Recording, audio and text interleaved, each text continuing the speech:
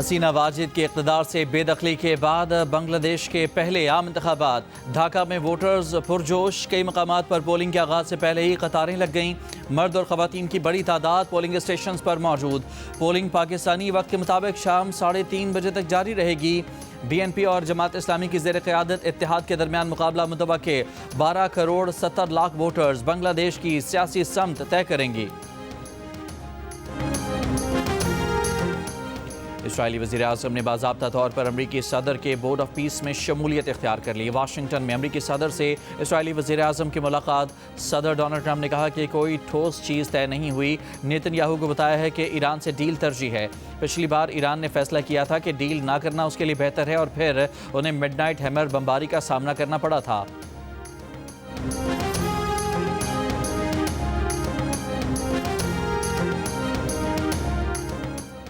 کراچی میں بلوچ کالونی کے قریب 8 منزلہ رہائشی عمارت کو آگ لگنے پر بروقت خالی کرا لیا گیا۔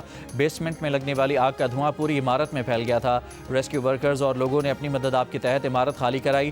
4 فائر ٹینڈرز اور 2 سنارکل نے آگ بجھانے اور امدادی کاموں میں حصہ لیا۔ متاثرہ عمارت کی رہائشی خاتون کا کہنا ہے کہ آگ بجھانے کے لیے آنے والی گاڑیوں کے پاس پیٹرول بھی نہیں تھا، اپنی جیب سے 30 لیٹر پیٹرول خرید کر دیا۔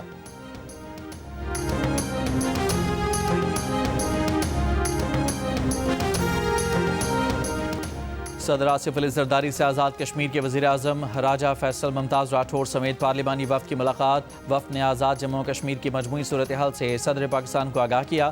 پارٹی معاملات پر رہنمائی طلب کی، آئندہ اقدامات پر مشاورت۔ صدر آصف زرداری کا کشمیری عوام کے تحفظ اور حق خود ارادیت کے لیے قومی یکجہتی پر زور۔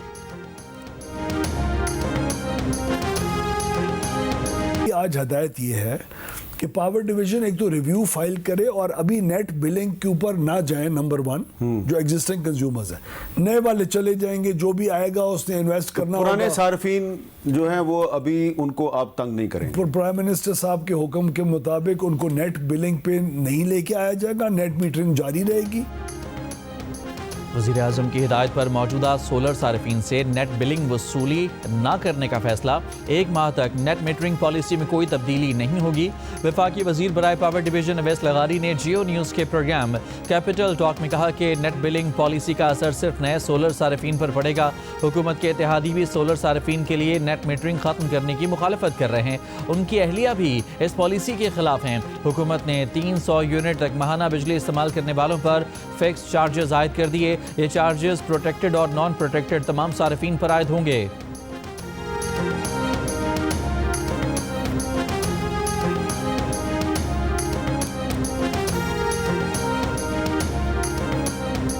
یہ 6 فروری کا جو اندوناک جو واقعہ ہوا ہے، اس سے پوری قوم سوگوار ہے، سب کے دل دکھی ہیں۔ اس سے بدترین بربریت کا کوئی اور مثال نہیں۔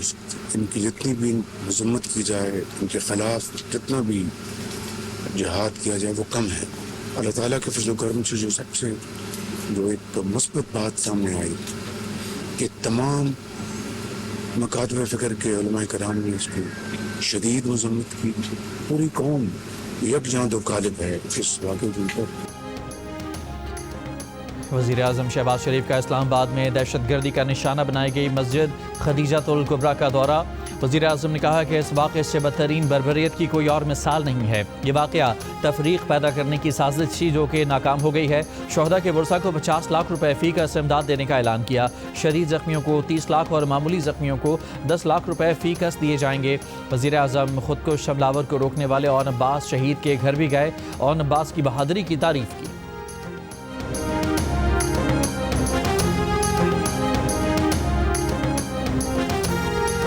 یہ قوم کی جنگ ہے، یہ اس وطن کی جنگ ہے، کسی ضلع کی یا کسی صوبے کی جنگ نہیں ہے۔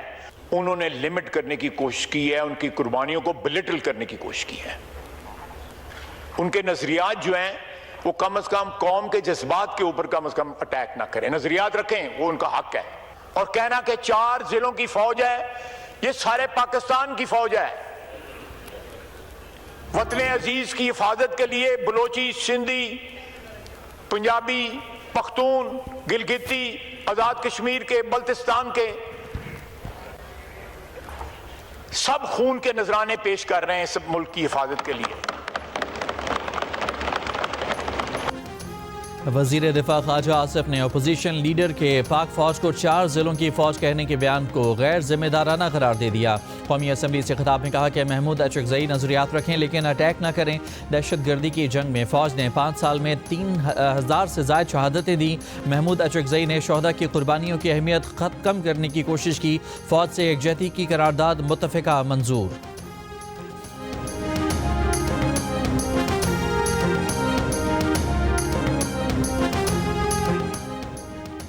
قومی اسمبلی میں قائد حزب اختلاف محمود اچکزئی اپنے الفاظ پر قائم۔ خواجہ آصف کو جواب دیتے ہوئے کہا کہ ہم نے انگریزوں کے خلاف سب سے زیادہ قربانیاں دیں۔ آپ نے ہمیں جمہوریت کی حمایت میں سزائیں دیں۔ آپ نے پشتونوں کی اقتصادی خودکشی کرائی۔ ہمیں آبادی کے تناسب سے اپنا حصہ چاہیے۔ ہمیں حق حکمرانی میں اپنا حصہ چاہیے۔ کیا یہ پارلیمنٹ مارشل لاؤں کو جائز قرار دینے کے لیے ہے؟ آئین کے دائرے میں رہنے والی فوج کو سلام پیش کرتے ہیں۔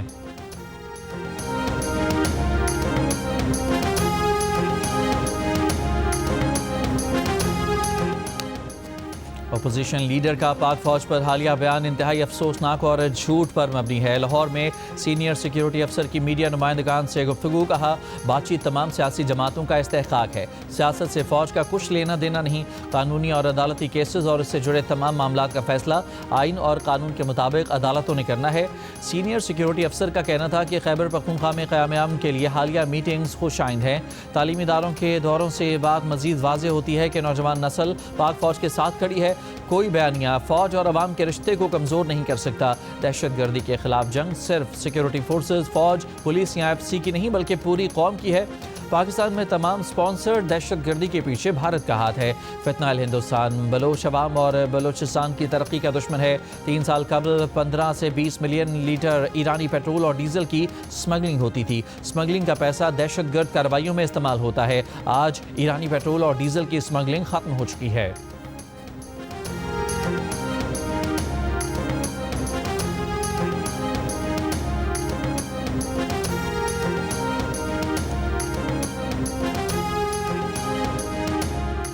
کسی کو حق نہیں کہ بندوق اٹھائے اور قتل و غارت شروع کر دے۔ غیر متوازن ترقی کو دہشت گردی سے نہیں جوڑا جا سکتا۔ فساد اور انتشار چھوڑیں۔ آئے مختلف مسائل پر مذاکرات کرتے ہیں مگر دہشت گردی کی اجازت نہیں دے سکتے۔ وہ ریاست کی طرف سے بات چیت کرنے کے لیے تیار ہیں لیکن بندوق کی نوک پر نہیں۔ وزیر اعلیٰ بلوچستان سرفراز بگٹی کا اسمبلی میں خطاب، کہا گزشتہ 30 سال سے ریاست کے خلاف منظم انداز میں پروپیگنڈا کیا گیا۔ دہشت گردی کو محرومی سے کیسے جوڑا جا سکتا ہے؟ دہشت گرد بلوچ بیانیاں بنا کر ملک توڑنا چاہتے ہیں۔ خوارج کا مذہب سے کوئی تعلق نہیں، مذہب کا نام استعمال کرتے ہیں۔ ڈیرہ اسماعیل خان کے علاقے وانڈا بانڈ میں پولیس پر دہشت گردوں کی فائرنگ سے SHO فہیم ممتاز سمیت 4 اہلکار شہید ہو گئے۔ پشاور میں ریٹائرڈ DIG فصیح الدین کے کرائے کے کوارٹر کے باہر IED دھماکہ، جانی نقصان نہیں ہوا، ملزمان فرار۔